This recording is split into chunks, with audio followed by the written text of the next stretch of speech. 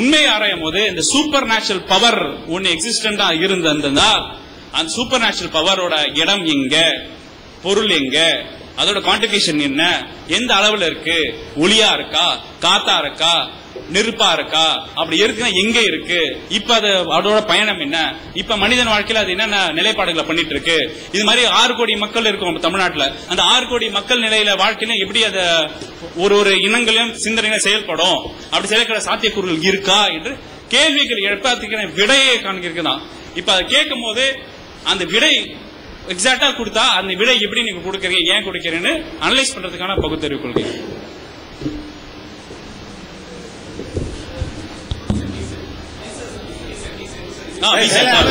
இல்ல மறந்துட்டேன், ஒரு தடவை மறந்துதான் ப்ராப்ளம். இப்ப ஐயா முடியை பத்தி சொன்னாங்க. இப்ப பாத்தீங்கன்னா பரிணாம வளர்ச்சி இயற்கையின் அடிப்படையில குளிரான சமுதாயத்துல வாழ்ந்த மிருகங்கள் ஏற்கனவே சொன்னேன், நம்மளாம் warm blooded animals. Warm blooded அனிமல்ஸ்னா நமக்கு எப்பொழுதும் பாடி டெம்பரேச்சர் 37 டிகிரி செல்சியஸ் தான் இருக்கும். இப்ப ஜுரம் ஏதாவது வந்தா நம்ம டெம்பரேச்சர் வச்சு பாக்குறோம், அது 38, 30, 40 டிகிரி வரைக்கும் போகும். ஜுரம் இறங்குச்சுன்னா 35 வரைக்கும் தான் இருக்கும். 35 டிகிரி கீழே குளிர்ல தாங்க முடியாது மனுஷனால. 45 டிகிரி மேல மனுஷன் சூட தாங்க முடியாது. இந்த டிகிரி ஃப்ரெமன்ஸ் உள்ளதான் வார்ம் பிளட்டட் அனிமல்ஸ் சொல்லுவோம். இந்த warm blooded animals temperature regulator பண்றதுக்காக தோல்ல இருக்க வேர்வை கிளான்ஸ், அப்புறம் முடி. இந்த முடியோட தேவை பாத்தீங்கன்னா ஆதி காலத்து மனிதன்ல இருக்க காட்டு பகுதியில குளிர் பகுதியில பாத்தீங்கன்னா மூஞ்சி ஃபுல்லா முடி இருக்கும். நீங்க நிறைய பேர் மீச தாடி மட்டும் இருக்காது, மூஞ்சி ஃபுல்லா முடி இருக்கும். ஏன்னா அந்த ஆதி காலத்து மனிதன் வெளி உலகத்துல போய் உணவு தேடணும், குளிர் குகையில போய் வாழணும், அந்த குளிரை மெயின்டைன் பண்ற முடி ஃபர். இப்ப பாத்தீங்கன்னா இதே இங்க இருக்க ஒரு காட்டு ஓனாயம் பாத்தீங்கன்னா அண்டார்டிகால இருக்கிற ஆர்டிக் ஓஷன்ல இருக்க போலார் பேர் பாத்தீங்கன்னா ஃபர் ஜாஸ்தியா இருக்கும். ஃபரோட டெம்பரேச்சர் ரெகுலேஷனுக்காக, பாடி டெம்பரேச்சர் மெயின்டைன் பண்றதுக்காக உள்ள முடிவு. இப்ப ஏன் முடி மீச இப்ப டாபிக்கல் கண்ட்ரீஸ்ல கம்மியாயிட்டு வருது. இப்ப எவல்யூஷனே பாத்தீங்கன்னா தலைமுடியும் முகமுடியும் மூஞ்சில இருக்க முடியும் அளவு கம்மியா இருக்கு. இப்ப அதுக்கு ஆன தேவைகள் நமக்கு கம்மியாட்டு வருது, மூஞ்சில இருக்க முடி கம்மியாட்டு வருது.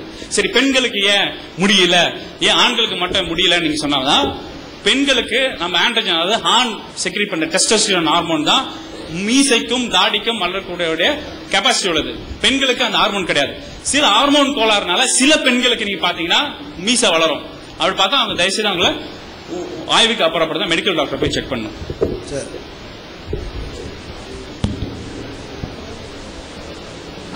பெரியார் சொல்றாரு, சமத்துவத்துக்கும் அறிவுக்கும் எங்கெல்லாம் வேலை இல்லையோ அங்கெல்லாம் நாத்திகம் முளைக்கிறதுன்னு. அன்பால் எல்லையற்ற அருளாளன், எல்லையற்ற அன்பாளன், அல்லாவின் முன்னாடி எல்லோரும் சமந்தான் என்று நீங்க சொல்றீங்க. ஆனா நான் கண்ணால பார்த்த வரைக்கும் ஒரு பெரிய பாய், ரெக்சன் கடை பாய், ரெயின்போ ரெக்சன் கடை வச்சுக்கிற பாய் மதியம் 1 மணிக்கு பிரியாணி சாப்பிடுறாரு. நான் குடியிருக்கிற பகுதி பக்கத்துல யானக்கவுனின்னு இருக்குது, யானக்கொலன்னு, அந்த பக்கத்துல பீடி சுத்துற பாய் மதியானம் சிங்கிள் டீயும் பொறையும் சாப்பிடுறாரு. அல்லாவின் முன்னாடி எல்லோரும் சமந்தான்னா ஒரு பாய் பிரியாணி சாப்பிடுறாரு, ஒரு பாய் சிங்கிள் டீ சாப்பிடுறாரு. அப்ப சமத்துவத்துக்கும் அறிவுக்கும் எங்க வேலை இல்லையோ அங்க நாத்திகம் முளைக்கிறதுன்னு பெரியார் சொன்னாரு. அது ஒண்ணு. ரெண்டாவது ஒண்ணுன்னா, ஐயா பேசும்போது கடவுள் இருக்குதா இல்லையான்றத கேட்டுக்கினே இருந்தார். இதுதான் நமக்கு விவாதம் அப்படின்னு. ஆனா ஐயா பேசும்போது நான் கவனிச்சேன். அப்ப ஒரு செய்தி சொல்றாரு ஐயா. பெரியார் திராவிடம் சொன்னாரு, நீங்களாம் திராவிடன்றீங்களே, இது தேவையில்லாத இது செய்தி. இது ஐயா சொல்லும் போது இது எனக்கு உண்மை புரியல. ஏன் சொன்னாருன்னா, அவங்க கடவுள் இல்லைன்றாங்க, நீங்க கடவுள் இருக்குதுன்றீங்க. இருக்குதா இல்லையான்றதுக்கு மட்டும் பேசுங்க.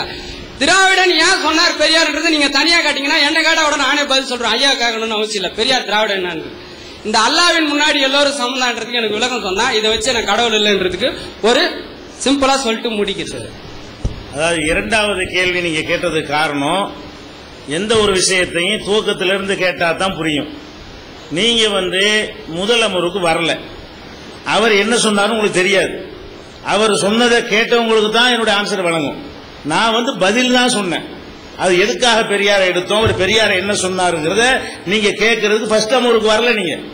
நீங்க சாயந்தரத்து அமர்வுல வந்துகிட்டு நான் பதில் சொல்றது மட்டும் கேட்டா உங்களுக்கு அனலைஸ் பண்ண முடியுமா? அவர் தான் பெரியாரை இழுத்தார். பெரிய திராவிட என்னண்டாரு, அவர் மாதிரி யாருக்கு பதில் சொல்ல இயலாதுன்றாரு. அப்ப எடுத்து வச்சதுக்கு நான் பதில் சொல்லும் போது அவர் எடுத்து வச்சு நீங்க கேட்கல, அதனால உங்களுக்கு டிஃபரெண்டா தெரியுது. சரியா? அதனால அதையும் கேட்டு பார்த்துட்டு இந்த பதிலையும் கேளுங்க, அது டேலி ஆகி போயிடும். இல்ல அதான் அந்த ஒரு கேள்வி சொல்றேன், ரெண்டாவது சொல்றேன். நீங்க அதாவது திராவிட இல்ல அதுக்கு அந்த என்ன சொன்னார்னு கேளுங்க, ஆன்சரையும் கேளுங்க, அப்ப கிளீனா போயிடும். அடுத்து என்னன்னு கேட்டா 2 பாயை சொல்றாரு. ஒரு பாய் வந்து நல்லா பிரியாணி சாப்பிடுறாரு, ஒரு பாய் பீடி சுத்துற பாய் இருக்காருங்கிறாரு. இந்த மாதிரி இடத்துல நாத்திகம் நுழையும் அப்படின்னு பெரியார் சொல்றாரு.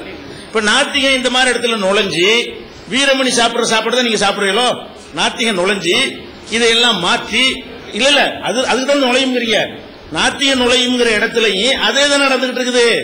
நாத்திகம் நுழையுங்கிற இடத்துலயும் இதே மாதிரி கூட சம்பாதிக்க நல்லா தான் இருக்கிறான், கம்மியா சம்பாதிக்க டாக்டர் இருக்கிற மாதிரி தான் அவர் இருப்பாரா? மத்தவங்க இருப்பீங்களா? டாக்டருடைய வருமானம் அவருடைய தகுந்தவாறு அவர் ஒரு வாழ்க்கை நடத்துவாரு, கார்ல போவாரு. நீங்க வந்து சைக்கிள்லயோ ரிக்ஷாவிலயோ நடந்துதான் நீங்க போவீங்க. அப்ப நாத்திகம் நுழைஞ்சி உங்க ஒரு கார்ல அவர் ஏன் ஷேர் பண்ணிக்கிற மாட்டேங்கிறாரு? இதுக்கு நாத்திகத்துக்கு நுழைவு சம்பந்தமே இல்லை. பெரியார் சொன்னதுல இதுலயும் சென்ஸ் கிடையாது. அதாவது செயல் தவறுன்னு சொல்லுங்க, அது இதுக்கு தான் நாத்திகம் நுழைவுனா நாத்திகம் நுழைஞ்சு என்ன வாக்கிடணும், நீங்க சரி ஆக்கி போடணும். அதாவது டாக்டர் போற அதே காரை வந்து எல்லாத்துக்கும் வாங்கி கொடுத்துட்டு பாத்தீங்களா நாத்திகம் நுழைஞ்சு கரெக்ட் பண்ணிருச்சுன்னு சொல்லணும். உங்க ஆர்குமெண்ட் வந்து அந்த இடத்துல நாத்திகம் நுழைய வேண்டிய தேவையில்லை, நுழைஞ்சு ஒண்ணு ஆவல, அதே ஏற்றத்தாழ்வோ அதே வித்தியாசம் கொஞ்சம் மாறுபட்டு இருக்கிறத தவிர சமமாக எல்லாம் இல்லை. நீங்க சொன்ன அந்த பிரியாணி அந்த சாதா கஞ்சிங்கிறது எல்லாத்திலையும் இருக்கிறது. நாத்தியம் பேசுற எத்தனை பேர் வந்து கஞ்சிக்கு செத்து இருக்கிற ஆட்கள் எனக்கே தெரியும், கிராமங்கள்ல நான் பார்த்திருக்கிறேன். அவரே சாப்பாட்டுக்கு செத்துருப்பாரு. வசதியான நாத்திகம் பேசுறவங்களும் எனக்கு தெரியும். சரி, இப்ப நீங்க அளவற்ற அருளாளன் சொல்லக்கூடியவங்க ஏன் இப்படி செய்யணும் அப்படிங்கிற கடவுள் வந்து அளவற்ற அருளாளன் தானே நீங்க கேக்குறீங்க. அப்ப இதெல்லாம் அந்த அடுத்த தலைப்புக்குள்ள விஷயமா இருந்தாலும் கேட்டா நாங்க சொல்லணும். இது மேற்று என்னன்னு கேட்டா இஸ்லாத்தினுடைய கான்செப்டை பத்தி நீங்க புரிந்து கொள்ள வேண்டும். இந்த உலகத்துல கடவுள் வந்து ஏற்றதாழ்வாக படைத்திருப்பதுதான் இந்த கடவுள் மறுப்புக்காரங்களுடைய பெரிய வாதமா இருக்கு. லாஜிக்கு அறிவியல கிடையாது, அது உள்ளத்துல ஆழமா பதிஞ்சு இருக்கிறது. கடவுள் இருந்தா ஏன் நான் ஏன் பணக்காரன், அவன் ஏன் ஏழை, அவன் ஏன் நோய், நான் ஏன் நோய் இல்ல, அது ஏன் திருட்டு பையில பார்த்துக்க தடுக்க, அதுதான் அடிப்படையான விஷயமாக இருக்கிறது. இது எங்க இஸ்லாத்தை பொறுத்த வரைக்கும் மற்ற மதங்கள் கடவுளை அறிமுகப்படுத்துவது போல படுத்துவதாக நினைத்து கொண்டு இந்த கேள்வி கேட்கறீங்க. எங்க மதத்தில் என்ன சொல்லுதுன்னு எங்க மதத்தில் நீங்க அறிந்து கொள்ளணும்.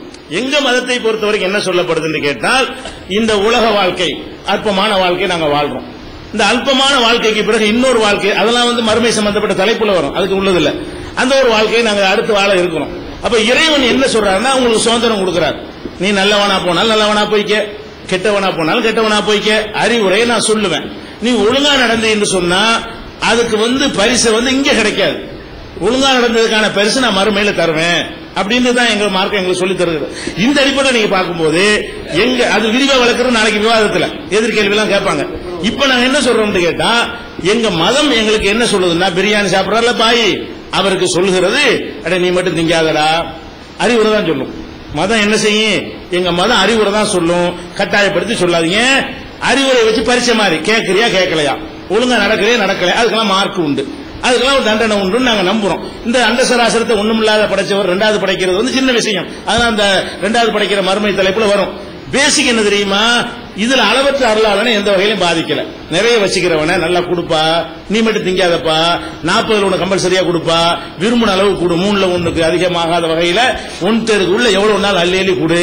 இன்னும் சொல்ல போனால் நீங்க ஒரு பாயையும் பாத்தீங்கல்ல, நெஞ்சில நீங்க கை வச்சு சொல்ல வேண்டும். என்ன சொல்லணும் தெரியுமா, இந்த ஏழைகளை கவனிக்கிற விஷயங்கள்ல எங்க சமுதாயம் இருக்கிறதனுடைய அளவு என்ன, வேற வேற சமுதாயங்கள் இருக்கிறது என்ன நீங்க பார்க்கணும்.